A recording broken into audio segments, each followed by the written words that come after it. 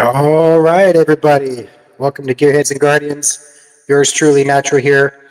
Rocco is not with us tonight. He is under the weather, so he couldn't join us tonight. But had a couple weeks off. We had a bunch of stuff going on. I was out of town, but we are back this week with something that we've wanted to talk to for some time about pets and how Zilis can help your pets. I've used Zilis on my pets in the past, so we get to talk to that topic tonight. Dr. Emilie is going to be here tonight.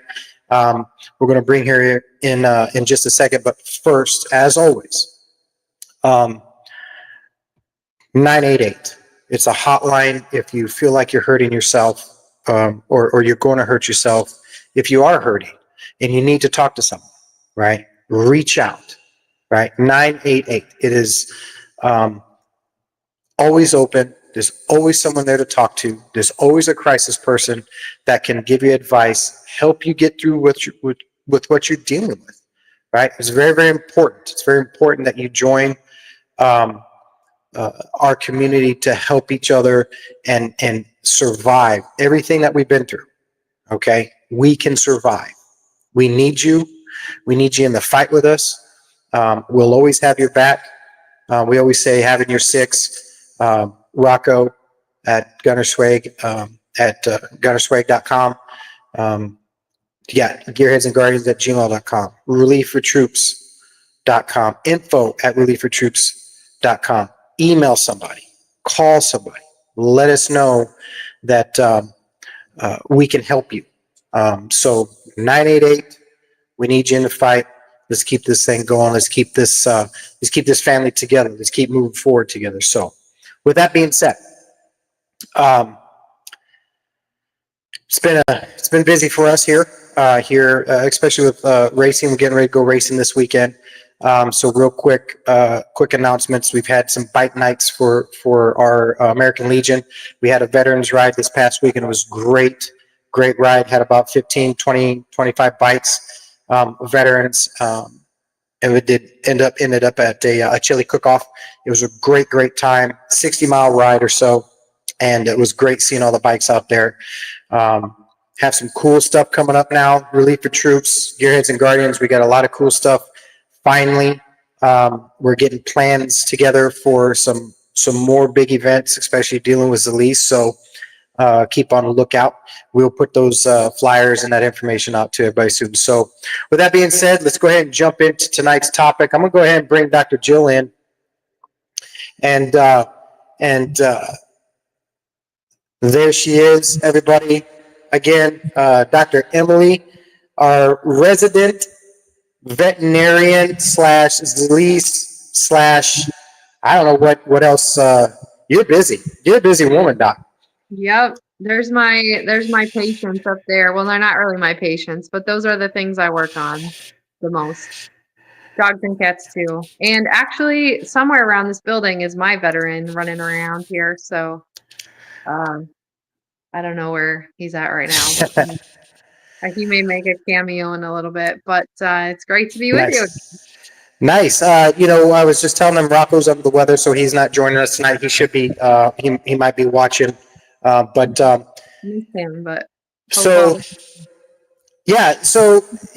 we've been talking about this for some time. Being pet lovers and you being a veterinarian, and we talk about service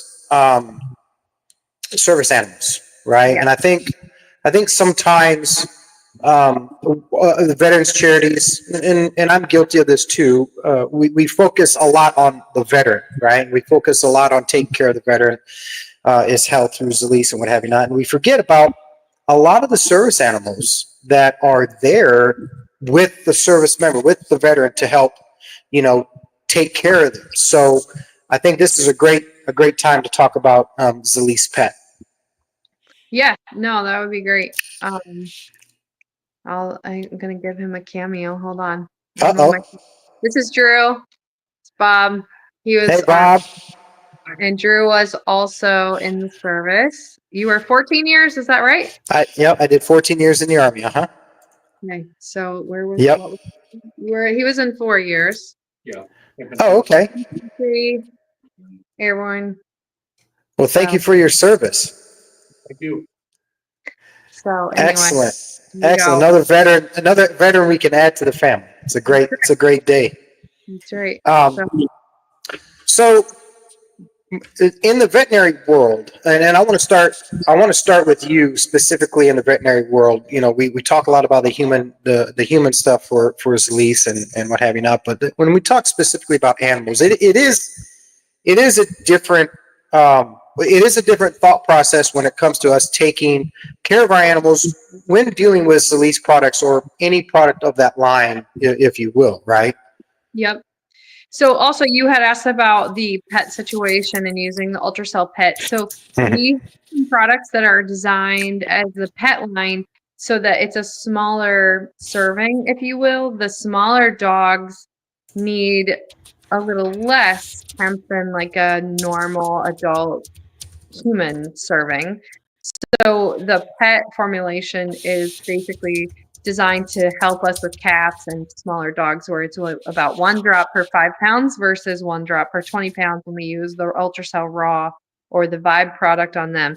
So there are other products in our lineup that we can use on pets that are helpful to kind of provide some different tools to our pets. So especially with military working dogs, they're very intense.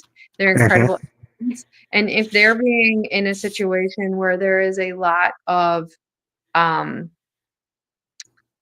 like intensity, if you will, jumping, running, tackling, going after stuff where you think, they're going to have sore muscles like you would after a workout, we could give them things like Ultracell Pet, Ultracell Vibe, or we could give or Ultra Vibe rather, or Ultra Ice if we anticipate they're going to have a lot of muscle soreness and going to need a little bit of help putting out the fire in their muscles. That's one thing that we could do. Mhm. A friend of mine is actually a veterinarian and works on a lot of military working dogs for dentistry. And she was a military veterinarian and is in reserve still.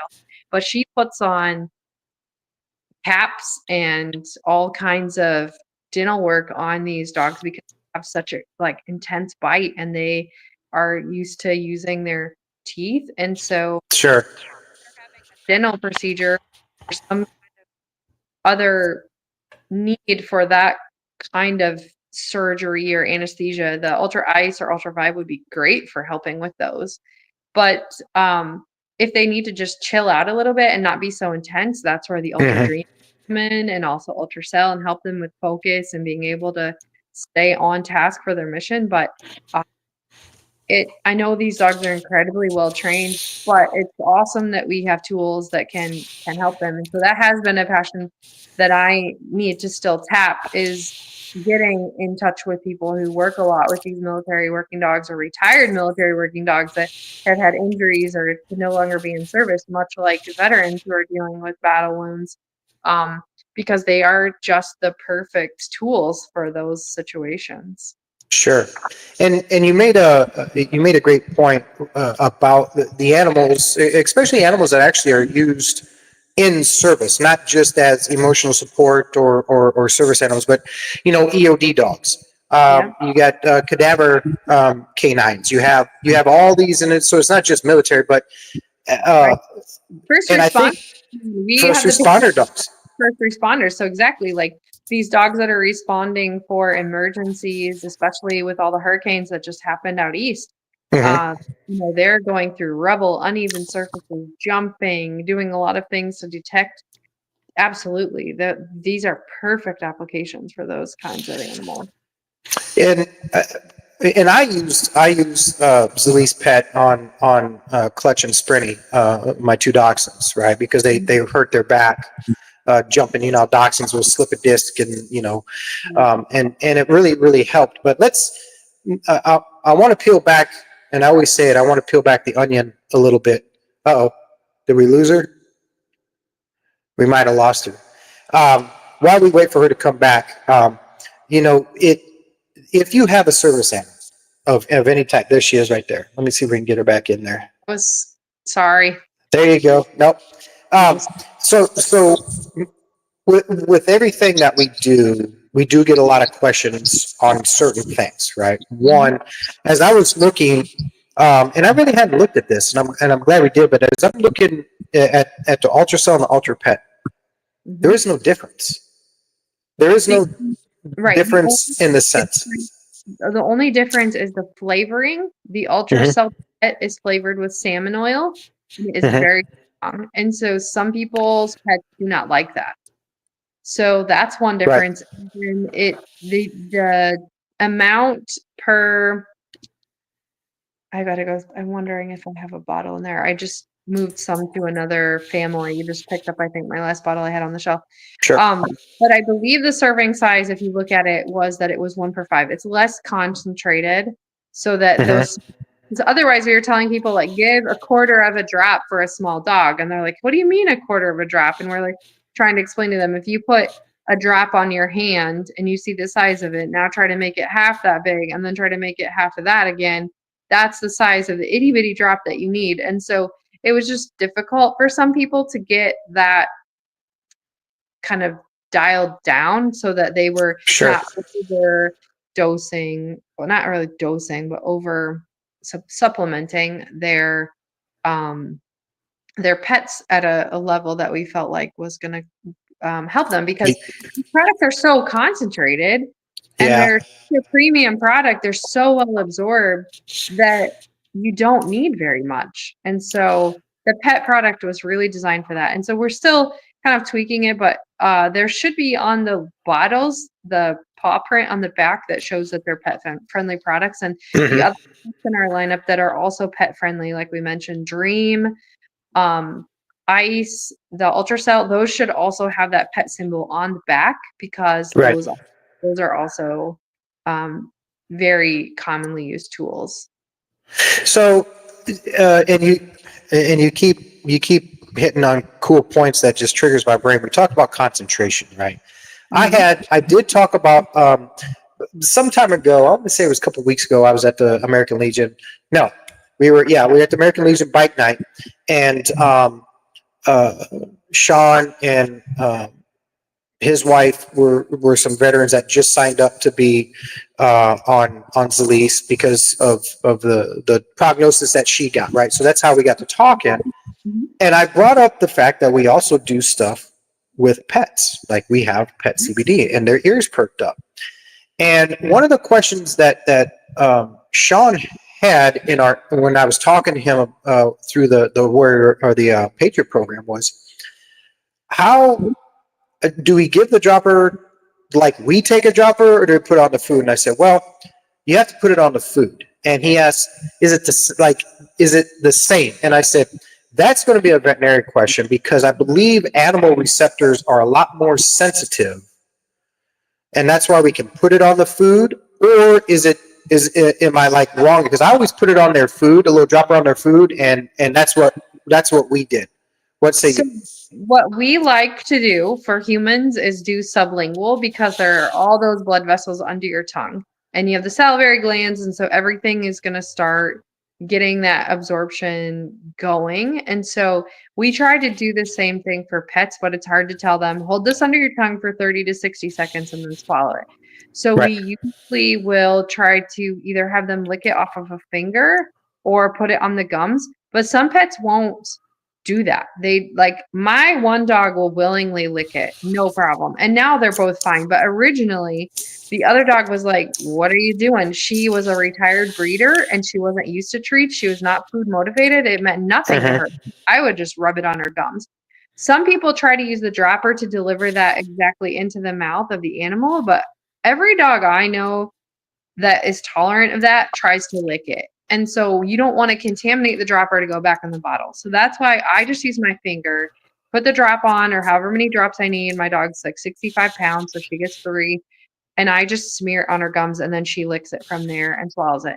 You can put it on the food. Some people give it to horses or goats or whatever animal with a treat. And so they'll drop it onto the treat and then give it that way, or in their grain. And so that does work.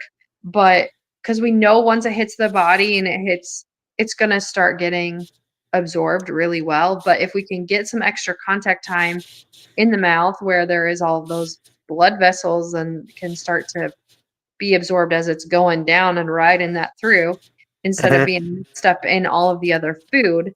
My understanding is that that's more effective. Now, it could be complete Sure. crap, but that's my understanding. So we dose them twice a day in dogs and dose okay.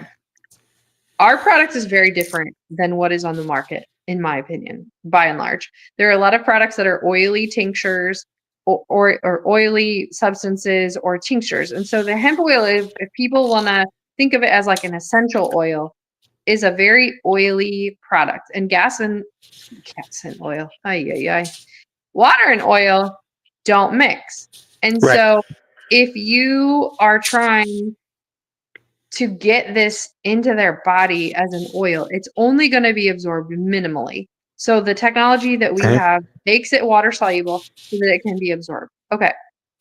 Well, we have people doing research with hemp products now that they're available, but they don't all use the same technology. So we don't necessarily have all of the absorption data from pets, but we have the data from humans. And so we're extrapolating. Sure. But in some of the pet studies that have been done with other products by other companies, they showed that they needed it at 12-hour intervals and it was metabolized about that speed. And it was metabolized faster yet in cats. So we try to do it twice a day to make sure that we're getting enough in there. Now, Zilis did at the Professional Research Center where they had this controlled, like double-blinded, I think, placebo-controlled study. I have the data for that. They had these participants for 12 hours. That was like their only contracted time. And their blood levels were still very, very, very high. Like most of them were still at 80%. Wow. But they let them go. So they don't know that endpoint. And so we're extrapolating from the data in the humans using pets, but also using the pet studies with other products, not our product, about how it acted. And so that's why we try to do it twice a day. So whether you're doing it in the food or you're doing it under their gums, that's essentially what's going to be the easiest for getting into them. But if your pet is willing to lick it off of your finger and that doesn't bother you, then that works. That's going to be just fine. But we still have so much to learn about the humans, and then getting people to have funding and good products and getting, the money to do all the research and the follow-up and the statistics and publishing it. We're lagging behind on the animal world, but hopefully that's in process. Well, and you talk about dosing, right? At small dogs to big dogs and what have you not. Even larger, livestock, right? If you will. If you plan to use it like on a horse, right? You're going to go through a lot, like very quickly. We have had some people do use the raw product, and Dr. Jolie, who kind of was the main one carrying the flag for us on the pet side initially, she has actually authored one of the chapters, was a co-author in one of the chapters of the veterinary cannabis textbook. And she's been using hemp products for over 15 years in her practice. She's a board-certified veterinary neurologist and neurosurgeon, and she is a genius, wizard, plethora of knowledge, just amazing. And she has used hemp products in horses, and so some of the horses have these like stereotypical behaviors or other things, and most of them are only using 1 or 2 milliliters once or twice a day to help with focus in a horse. I know it sounds crazy, but it's so concentrated and well absorbed, they feel like they're still seeing great results. They don't need it by the gallon, so it's not unreasonable. Is it because of the sensitivity in an animal's mouth is so much? I'm going to say dogs because they have the senses. Obviously, they have so much more senses, and it's very, very more. I don't know what would sensitive, if you will. Right. Is that the reason why when we talk about dosing, it's not so far off of what we have to take? I'm not sure, and I don't know if we really know, but there were people, animals don't usually give you a placebo. It's either better or it's not. And Sure. so people have used it and they've observed different behaviors, either like if they're trailering their horses or just general attitude. We've used it more in goats, so the size is a little bit more comparable to an adult human. Right. We have receptors in all the cells of our body for these products. And depending on what your body needs, they're going to go different places. But the key is getting it into the bloodstream and getting it where it needs to go. And in the study that I was mentioning earlier, they demonstrated that within 1 to 2 hours, it was basically at its peak absorption. So by Wow. 30, you already have gonna see if I can find it maybe. And while you're looking real quick, Miss Sandy Potter has joined us on the podcast, and and she said we have used similar serving size in horses as humans, which because the few people, I say the few, over time it's been a lot of people when I talk about pets and talk about this, they all have the assumption that the bigger the animal, the more you got to give them, right? And rightfully so, because I thought that was kind of the same too, because I had a horse and I'm like, well, I mean, he was fine, but if I ever needed to give him, I'm like, good Lord, I mean, I'm gonna have to buy this by the gallons, so that's kind of refreshing to kind of drive the point that we don't have to really we kind of have to go more about how the animal reacts to a certain dose, because some animals may be a little more sensitive to it than others, right? So is that still going to be kind of whatever the pet requires based on how they react, or how they am I asking that right? Yeah, I think what we want to drive home is that every individual animal is going to be different. And, we talk about sometimes go low and slow and work them up, but also it's one of those things. Sometimes people just really want XYZ medication or supplement, and they want it boom to fix the problem now. And it doesn't always happen that way. We have to tweak it. We have to that even happens with controlled or uncontrolled or regular prescription drugs. Like, there's a dose range, I was calculating some medications today, and the dosage was somewhere between like 5 to 15 milligrams per kilogram, and 12 hours as needed. And so it's, there's that same kind of thing as our bodies are trying to figure out, like, what do we need and how does it work best? But it's hard to sometimes get people to say, like, hey, this is what we need. Okay, I'm going to try to show you this. I'm sorry for all those getting seasick. Can you see that? Can you see that?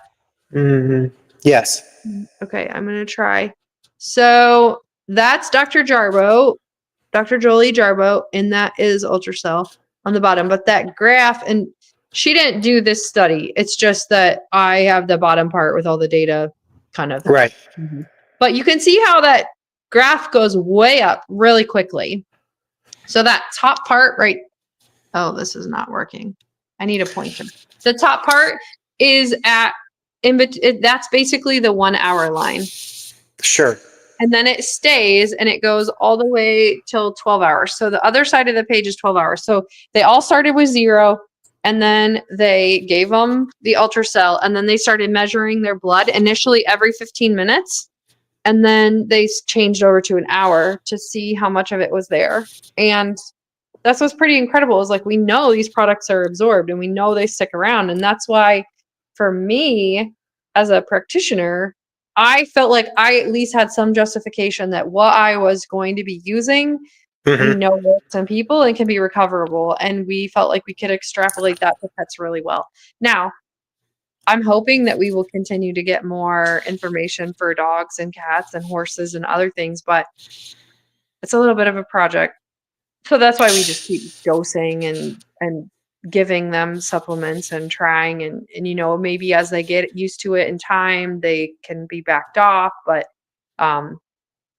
the kind of benchmarks that we use are that 0.005 to 0.1 milliliter for less than 20 pounds. And that ends up being like 1 to 2 drops, or with that, most of the time the one drop per 20 pounds. And I think Sandy and Kathy would agree that on the Ultra Cell, Ultra Vibe, Ultra CBG, we use that 1 per 20 pounds as kind of our guideline. If they're acting a little bit sleepy or they're kind of agitated, then we know we need to tweak that and maybe back that off a Sure. little bit. So as pet owners, we do have to pay close attention, still. So I know in humans, right? And I talk about all the time about medications and getting off medications and what have you not, right? So let's talk about pets in that realm, because I'm sure there's going to be questions about, well, my dog needs X, Y, and Z pills to do X, Y, and Z, but now we got all these other things that could go wrong, i.e., yes, the livers can get beat up just a little bit, right? Or the kidneys can get beat up just a little bit with whatever. So when we talk to them, when I talk to them about using pet or for their animals, I haven't really got the question, but I know it's going to come as we talk to this. Let's talk about weaning off medications, because the reaction to whatever is going on with them is prominent with Zilis over taking a pill. Are we back into the choice of, okay, I'm the owner, we already have maybe a dog that's got some sort of liver or kidney issue. Is there something that's going on with them that really needs more immediate that I can give them, i.e. Zilis, that's not going to tear up their kidneys? Is that going to, does that come into the realm of those questions of can I or can't I? So the first thing that we always encourage people to when we're talking to new, not necessarily when I'm talking to my patients and my clients, but when I am talking to other people who are asking me questions about utilizing these products, and probably for Sandy and Kathy, as they are at their dog shows and they're meeting new prospective customers and the patients, we really, really want them to work with their veterinarian and we want them to be included. But the fact of the matter is some veterinarians are just not buying in. They don't have the time to do the research to understand. The AVMA still has a pretty tough line on it in some camps. If you're using food animals, like it's considered adulterating a food product. And so you have to be extremely careful. Like if you're putting it on a feed versus you're using it as an oral supplement or something along those lines.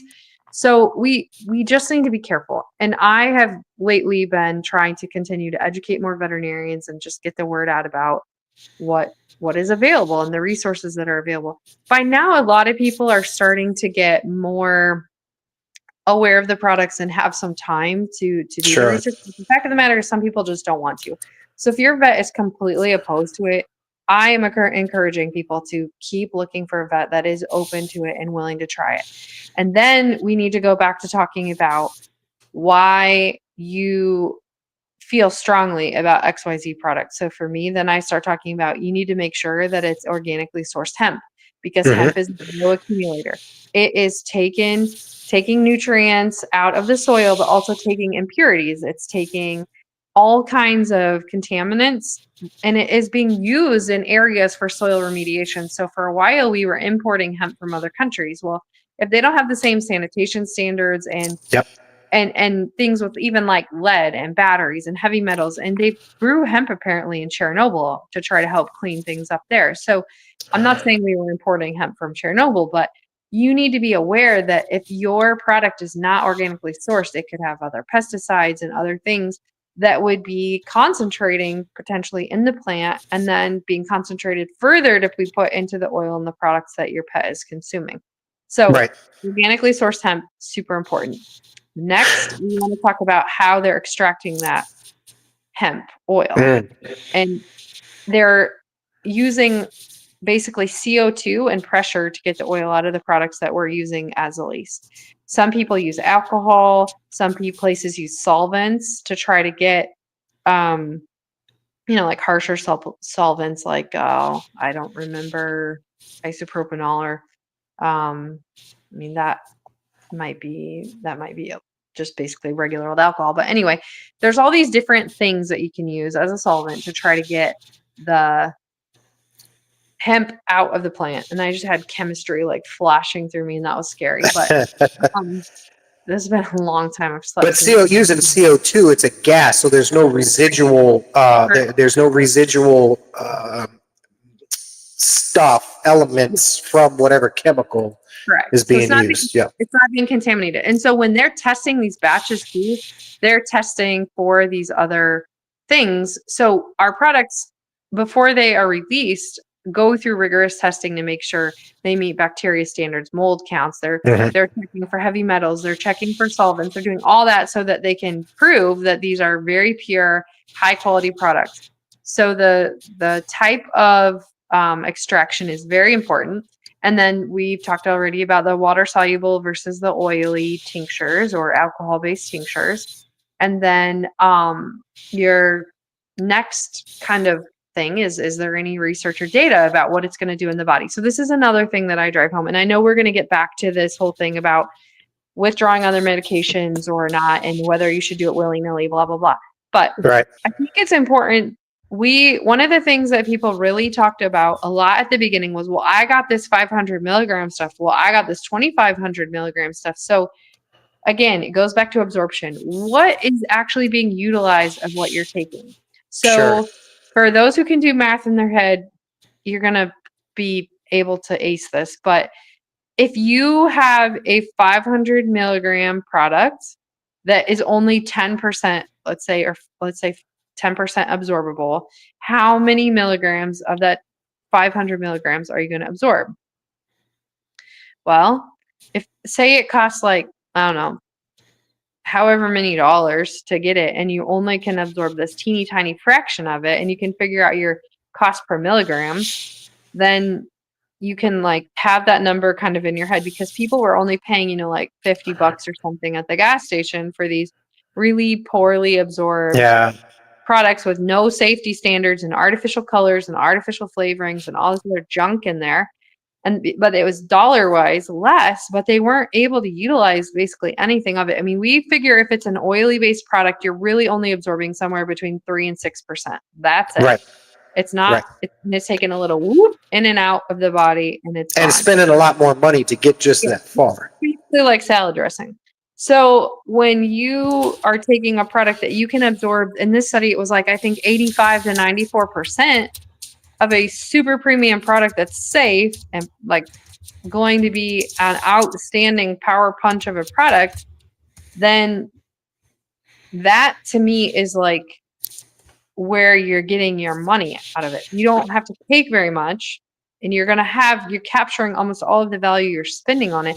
Like I would take that all day long. And we used to have an example that we kicked around, but I'm terrible at math in my head, so I don't even remember what the actual numbers were. But when you start actually doing the numbers to figure out like the percentage of the product you're getting and the price you're paying for it and how long it's going to last you, like you really kind of open up. And one of the people on the call last night really made a powerful statement to me, and they were talking about like, this is a premium, like platinum ingredients, premium product. Like when you go to a restaurant and you really want a nice night out, are you going to like a great restaurant or are you going to McDonald's? Like, correct. Yes, it's part of the experience, but like people who are bikers, they're going to be riding a Harley or an Indian or whatever Honda that is like their top of the line ideal of the most perfect machine. They're not going to be going to the used car lot for the scratch and dent special. So like if we think about these platinum ingredients, premium products going in our bodies and helping to do all these wonderful things, like that's where you get the power. And so so we have some people that once they kind of wrap their mind around that, like, oh, okay, it's not just about milligrams, it's about what you're taking. And then they understand like how you're going to tweak it and it can last longer. That's really important. Okay, so now we've established we have a platinum product. We have a veterinarian that's open-minded. They care about hemp. So then what we usually do is we'll like have them continue to add the products to whatever they're currently on and make sure the dog handles it well. Because the last thing you want to do is cold turkey withdraw medication. Yeah. You put them on something else and then they have a problem because you don't know, is there a problem with withdrawing a medication or is there a problem with them having a new supplement added in? Correct. And then once you kind of have established like the pet is handling it well, things are going okay, then what we usually do with our patients is we would like start backing some things off. But some medications you can withdraw cold turkey and some you should not. And so that's where you need to have that conversation with your vet. Some people like doing baseline blood work and making sure like your pet is healthy and you know where you're starting at, so that if something goes to go wrong later and you redo your blood work, then you know, like, okay, if the only thing you've changed is withdrawing a certain medication or adding in a supplement, then you have that kind of documented, and you need to make sure like you're being very open. I mean, I personally take all this stuff and I have no qualms about it. My dogs are on it. It's not a big deal, but certain people are very, very, very, very, very concerned about the health of their pets, and especially if they're an older senior pet and maybe they've been on a non-steroidal for a long time, like carprofen, and their liver is starting to tank, like you were talking about, or they're an older dog and they're having some kidney failure issues. You know, we do need to be really careful.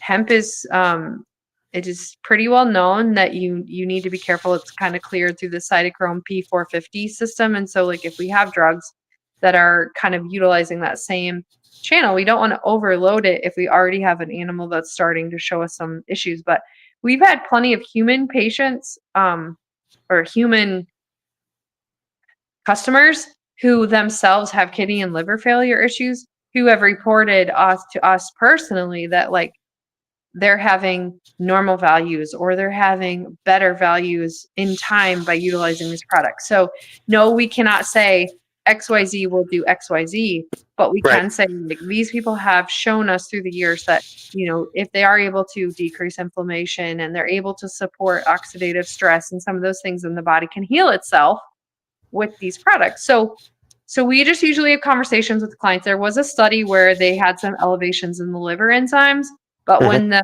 products were withdrawn, they went back to normal. So it wasn't as if it was a long-term issue. Deal. Yeah. It seemed to be very transient and very manageable, but still worth having that conversation. So, you know, depending on what medications they're on also, sometimes they can't be withdrawn, but maybe they can decrease the dosage of that, or they can decrease the frequency that they would have to give that product.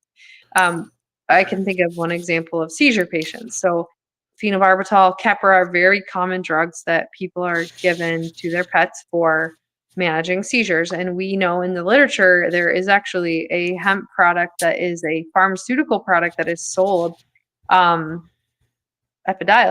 and it is a hemp, you know, there are some hemp isolate components in that, but it was extremely expensive when it came out. And so I'm looking to see if I can pull that up right now. And you said, and I was going to, we're going to eventually talk about cost too, because John Falkenberg, he just joined us. He's one of our Legion riders, and there at the American Legion, and very big in the veteran community too. He's a great advocate as a veteran himself, and talking about animals and things like that. So John, if you will, I'm glad you jumped in. I want you to kind of hear this so you can spread this to some of the veterans that you know have service animals, because you said something about cost, you know, and that was the whole thing. That was a big thing about my my journey with Zilis was how much money we're saving in the, if you will, for the VA and what have you. Not especially people that don't have that, but they have private insurance. Animal insurance is not that cheap in the sense either. I mean, you can get the right plan. Oh, there, Cannabidiol, Epidiolex. That's what I was talking about. So and with Zilis and how potent it is, if you will, concentrated it is, and the cost per dosage and what it can do for the body. It's even for an animal, we start running into that, okay, if you're a veteran, or let me just say anybody, that you're on a limited budget as it is, and you love your animal. There are some people that would give the kitchen sink for their animal. And I'm one of those guys, because I love animals. Yep. So at some point it's going to run out, right? So getting on something like Zilis, like you were saying, because of the cost effectiveness, is is what we're trying to hammer down too. And we like utilizing the products just as a daily maintenance situation as well, because we know that it supports the body, and we know that hemp and cannabinoids can support, dealing with oxidation, and they do so many things in the body. They can help attack cells that are rogue.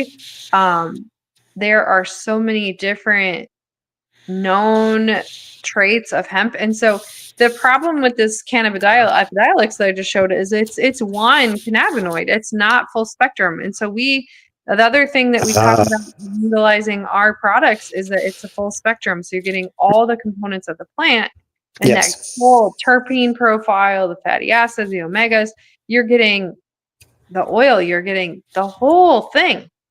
And so that is going to work so much better in the whole, with that entourage effect where everything works better together versus having the little isolate bitty parts in there.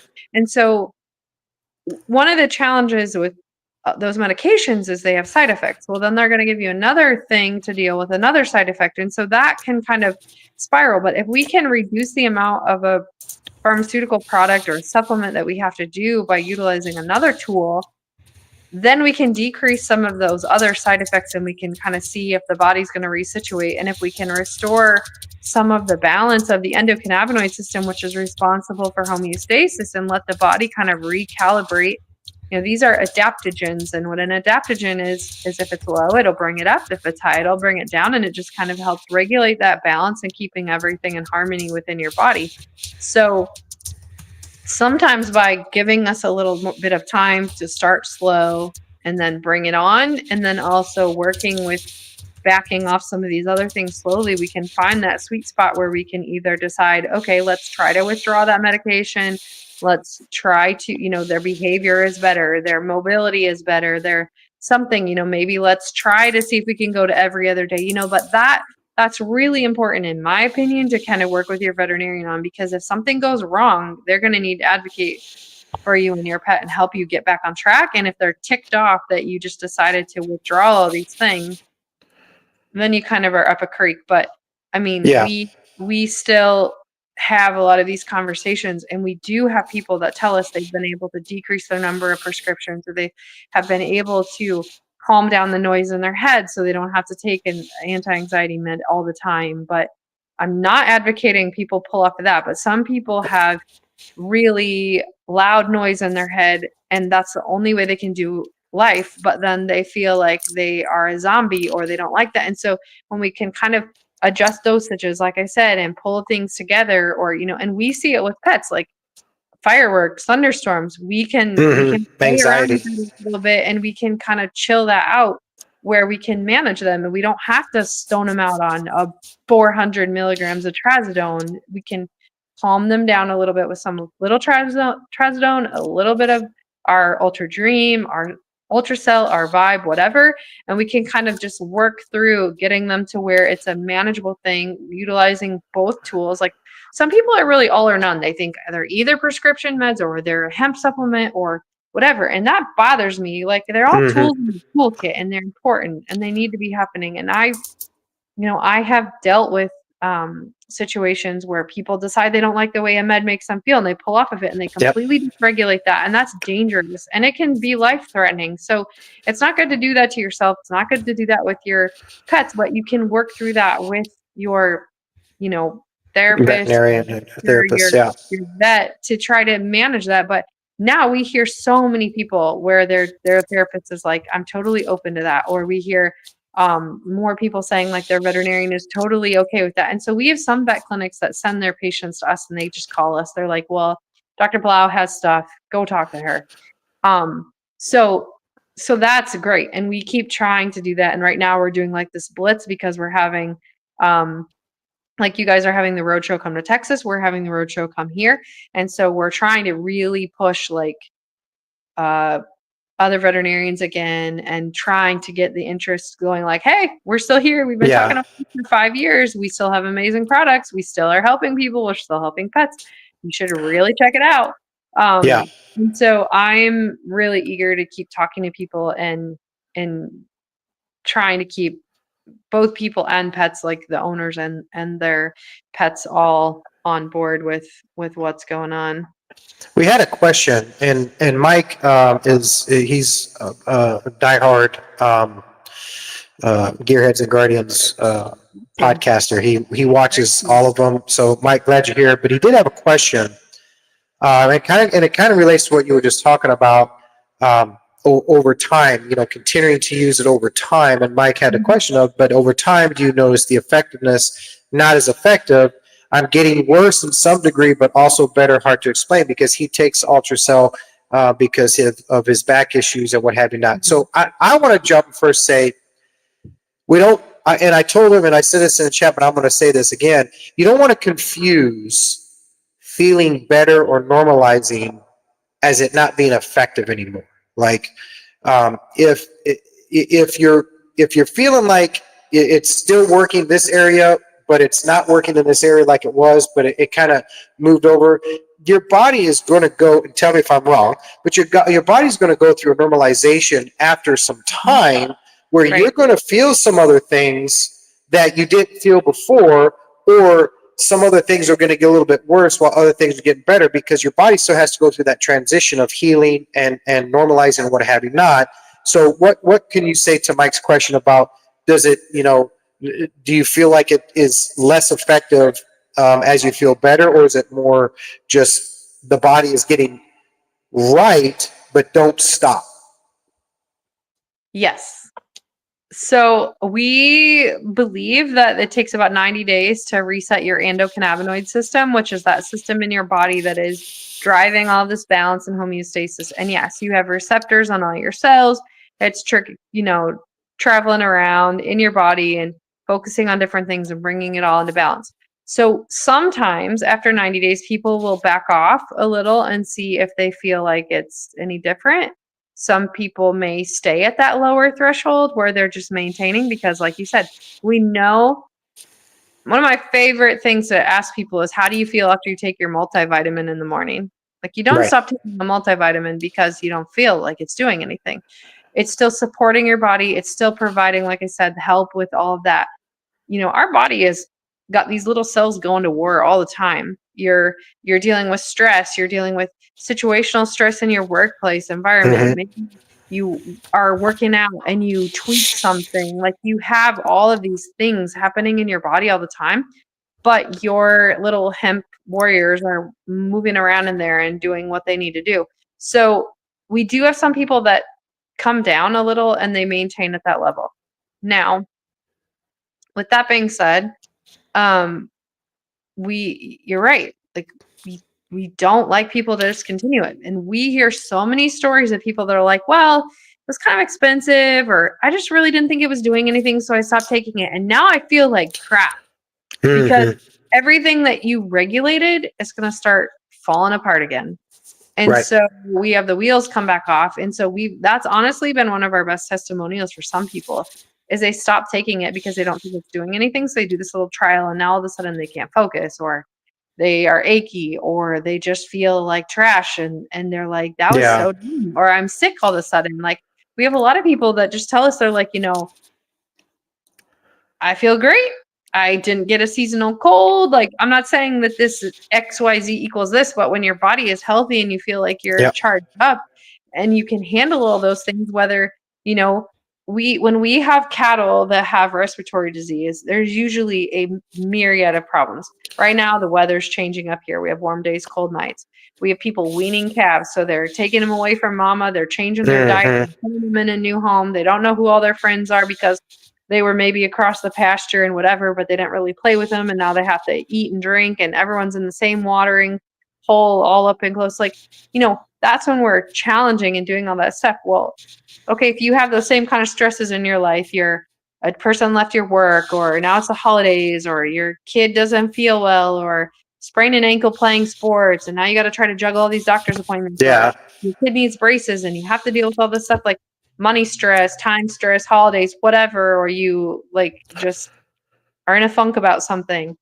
Like, when you have those little helpers in your body just kicking around to help you kind of manage and kind of downregulate maybe some of the noise in your head, maybe some of the like oxidative stress, inflammation from whatever, and keeping everything calm, you can like sail through some of these little seasons. But then we have people that stop and then they're like, ugh, Now I'm done. you like you just said, and I'm going to go back to Mike. He just gave us a testimonial. By the way, he said I've regained feeling. Now, mind you, Mike, his back has got more rods and screws in it than Napa has in their two of them. Okay, so let's yeah, it's I've Thank you for seen the the X-rays, information. and he's been on Zilis, I'm going to say, for 4 or 5 months now. Mhm. And in fact, Mike, I'm going to plug this in. We need to get you on the Patriot program. So at some And point, to take we'll Ultra go. Ice, he's not. Yes, yeah, Ultra Ice. But he said, I've regained feeling in some places, but lost in others. I've kept the same dose, even upped it somewhat. But then again, the vertebrae that are damaged look like Swiss cheese. Right. And that's hard. 9 You know, months. He's been on it 9 months. if you have a musculoskeletal issue like that, where everything is mashed and smashed and crunched, like, I wish I had a magic wand that could fix all Yeah. that. I don't. And the fact of the matter is, like, it's just not always going to make it better, but we can help support. Like, I think there's Yeah. some data that shows like we are like supporting some of the pain response with some hemp products, and there's ways that your body's recognizing some of these different signals that are different. And so, like, the best thing, I guess, the way that, I mean, this is nowhere near what you're dealing with, but like, I played soccer for, gosh, like 20 years and in college, and I was not like a weenie, and I had brothers, so we were always beating up on each other, and I'm around cows. Like, there's some mornings where I am like dragging myself out, and I'm like, oh, Yeah. Yeah. I know, like, no matter what, because of what I've been through, like, I'm gonna have mornings where I'm sore, especially if I'm outside cutting wood, burning brush, doing whatever. But if I can have those other tools like Ultra Mhm. Ice and stuff, there's less bad mornings. Yeah. And Mike and for Mike, Mike is one with all of his injuries that after a few months on Zilis, he was actually able to get up and actually go outside and do yard work because of Zilis. So yeah, and I want to say this: your body goes through, you know,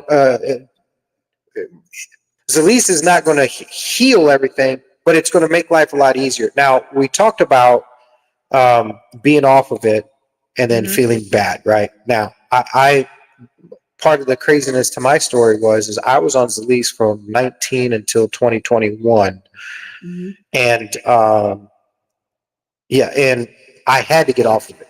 What's weird and is intriguing, and we're going to have Dr. Jill on next week to kind of talk about this because it goes to the animals too, right? In the sense that say you can't afford it for a little bit and you gotta save up and then you get back on it, right? It's not just going to go away in your body. Your body's not just going to go. There are things that's going to change and go back. Okay, yeah, you know, because unless you have surgeries done or what have you not, there are just some things that are going to be coming back a little bit. But I was off of it for almost a year and a half, and my molecular response was still at the same levels, which is really intriguing when you talk cancer or anything like that, right? So to Mike's point, yes, things are going to change, but make sure that you can take it. And Dr. Todd even said if we needed to, go ahead and take a little extra more because all it's going to do is just help even more, just get some more of the blood vessels, you know, relaxed and what have you not. So back to the animals in that sense, right? After surgeries, if you will, topical. Now, you can, if as long as they don't like to lick it, right? You can use topical. Let me say this: you can. But let's talk about the fur, right? Yeah, we usually don't recommend topical in pets that groom just because of the risk of it burning like crazy. But if it is an area that you're 100% sure that they're not going to get to, you could theoretically use it. Like, I know some people have talked about using it maybe in horses, like on the neck, for example. But in general, we pretty much steer clear from using it just because it has black pepper oil and some other things that are, like, even if you get it too close to your eyes, it'll burn. And Oh, it will. Yeah. it's because which is really powerful. So we don't want them to have that in their mouth where it's burning. Right. Yeah. So in general, we say like if they're a grooming type of animal, probably avoid it unless you know they have a cone on and they can't get to it. Then hey, go for it. Yeah. But if you take your cone off, you probably want to make sure that they've gotten a bath or something to help out with preventing that infection. What about open wounds now? And obviously we're talking animals still, and I Mhm. want to relate that to I had an open wound on my leg, had cancer taken out, and it was an open wound because they couldn't sew it together. But Mhm. the only thing I used was a dropper. I took a dropper of ultracell, put on it, and then I'd wrap it up, obviously to Mhm. keep it sterile.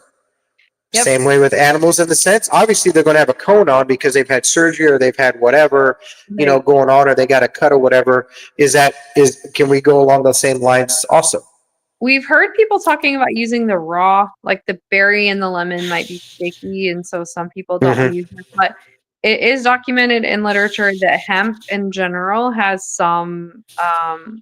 There have been some reports of it being very anti-MRSA.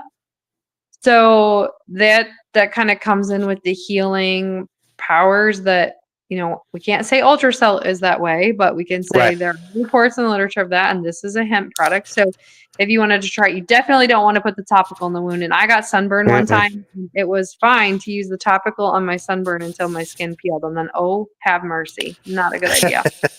But Burn. and people that had some dermatology things, so they would use before topical came out, they would use like the raw or even berry as like a spot treatment on acne. Mm-hmm. And we've had some people that have talked about that, but certainly if we use honey and iodine in wounds. We've used the raw before in the mix. People have reported that. So, you could certainly try it.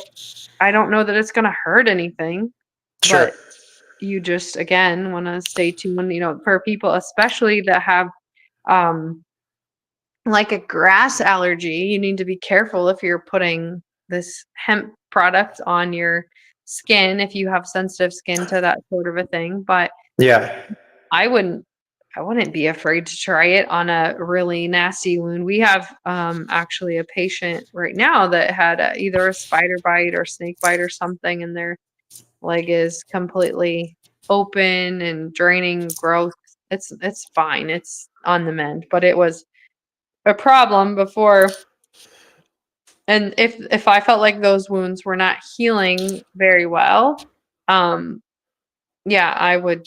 I mean, it's basically so open; it just needs time. But if I felt like we Sure. were losing ground, that's certainly something I would be reaching for. But it's coming along, and I can talk to owners about it. They're going to be in tomorrow, I think. But yeah, it's a great tool, worth It's trying. it's it's really interesting how relatable um, hemp products are between humans and animals, and I think that's reassuring for anybody that watches this that does have uh, animals that one economics, right? We do have to think about economics um, Hmm.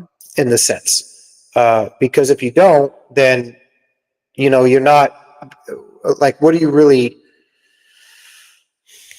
what's the real purpose besides not knowing which way to go, right? Have some sort of direction, and economics is one of them, right? Yeah, I mean, there are definitely decisions that people have to make based on what they can afford. That's a for Right. sure thing. So the nice thing, especially with pets, is that we do have some of the 7 ml bottles. So 7 milliliter bottles are smaller. 1 milliliter is basically the same thing as 1 cc for those people in the medical world or are used to Mm-hmm. syringes. Um, and so 1 milliliter is 20 drops. So if you take 20 drops times 7, that's going to be how many drops are in your little bottle. And if you're using 1 drop per 20 pounds, say like for me, my dog is getting 3 when I need to treat her twice a day. That'd be like 6 a day. So, you can do some dirty math and figure out that's going to last a pretty decent amount of time. That's a good amount of time. Yeah. It's like $35. Yeah. So it's not really extraordinarily expensive. I wouldn't say it's cost prohibitive because some people are really tight and that's something that they can't. Sure. But if you have some crap around your house you could sell on Facebook Marketplace, or you could Get you a bottle. Yeah. not go out to eat twice a month, or not have your coffee for 2 days if you wanted to try it and give it a chance for your pet. I mean, like, that's great. And if it could prolong you having to purchase another prescription of another anti-inflammatory or something that's like $3 a day, like, it's just you can't. It's one of those hard things because you can't be little people for where they're at with their budget. That's their call. That's their comfort level. Right. That's not my decision to make. The reason why I wanted hemp tools in my office is because I wanted to have a quality product that I knew people who wanted to try hemp and were serious about hemp. In the state of Michigan, we have legal marijuana, and recreational marijuana is legal. You can go buy it. So if they're going to go to a pot shop, dispensary, gas station, whatever, and they're going to buy something, I would rather that I wasn't stubborn like a stick in the mud, trying to make them not have that conversation with someone who's interested in the quality of life of their pet, and going to buy it from the gas station. So I would rather that they were coming to buy it from me because they felt like it was a product that was safe, that was going to be able to help their pet. So if that means I'm not selling anti-inflammatory, I don't stay up at night worrying about that stuff. I want their pet to have the best quality of life. And if they want to use a non-steroidal anti-inflammatory and they want to use this, great. If they only want to use something natural, awesome. That's great too. But like, it's my job to meet them where they're at, but I wanted to be in the conversation. I wanted to be used. And so that was another reason why I picked these products. I didn't want them just going and buying some junk loaded with a ton of artificial chemicals and crap from the gas station because they could. And, it's 2,500 milligrams that you're only going to absorb 3% of. Well, great. You just wasted your money. And now you're already stressed because your pet is struggling at the end of its life and you're strapped for money and you're spending your money on crappy products. Like, it's just a vicious cycle. Yeah. If I can help them budget or have a product that's super premium that they can cash flow, even if they have to get a little bottle a month or every other month, that feels better than just saying, sorry about your luck. That's crappy. Yeah. And so yes, like, there are things, but there's a lot of people who couldn't put any price on having extra time and quality time with their pet. That's their family. Yeah. And again, we like we say, real quick as we wrap this up, we say all the time, in the beginning we squander our health for our wealth, but in the end we squander our wealth for our health, and you should do the same for your animals. So and maybe some I just thought of relief, those of us here at Relief for Troops, maybe we find a way to hand out free pet to our service animals. You never know. We might come up with a system where we can do that too. So, Dr. Blough, it's always a pleasure. Even though we talk almost every other day, but it's always a pleasure getting your knowledge and having you on the show. For anybody that's out there that has a service animal or a pet in general, and you do have questions, go back and watch this podcast, or you can email us at info@relieffortroops.com or Gearheads and Guardians at gmail.com, and we will get any questions that you have to Dr. Emilie and get them answered. Doc, again, I always learn something, even when I'm not asking a question, because you're so very detailed, and I think that's what a lot of people want. We talk about all the time, why, how, and what, so it's really awesome to hear from you. I'm learning too. There's plenty that, I need to probably spend more hours of the day learning and doing, and that's something that's hard for us as veterinarians, and it's hard. Like, I know there are cases I need to do more research on and all that, and finding the time to do that and getting through that is tough. And so, like, I just encourage people to try to have that open conversation and try to be willing to also do research. And then when you approach your veterinarian about it, try to just say, like, instead of saying, like, hey, I looked it up on Google because you're dumb and you don't know this, like, people don't do that. But I mean, I had to have a mindset shift that most people now are retrieving their information online. Not Yeah. necessarily trying to play doctor. They're just really curious and seeking information. And so when people come to me and they're say like, hey, I'm really curious to know more about this. So I've been doing some research. What do you think? Like that's easier to take than like, well, I found this stuff and da da da da da, and I have all the answers. And so like that, when they Yeah. kind of come along as like a partner and wanting to have that conversation, like I love that, and it gets me more interested in doing more research than when it's like, crap, one more friggin' thing I need to do today, you know? So Right. like I think that is a really helpful kind of conversation starter for people. But I do encourage people to go to PubMed and look at PubMed. that National Library, you know, data science database of all of the things. Just type in like whatever thing you want to know about your pet, like your pet and hemp and blah, blah, blah condition. And you can start to see the data that has been done on research for all these things, and do it for humans as well, and see what research is there for humans, what research is there for pets. Like, is there something possible? Because now that we're learning about these precision spectrum cannabinoids, we know some are better for other things. And so as we have CBC, we have CBN, we have all these other products, we can start to work through that. So I know it's time, but it's a pleasure to be on. It's always great to catch up with you, and I'm happy that we were able to have this conversation tonight. Yes. And thank you to all of those Yeah. Gearheads and Guardians on the podcast that we're serving. We appreciate their unselfish service, and I know that we have a lot of work to do to reach out to them and thank them for their service. Yes. But this is a small way that we can do it, and it's my pleasure to be on this journey with you all.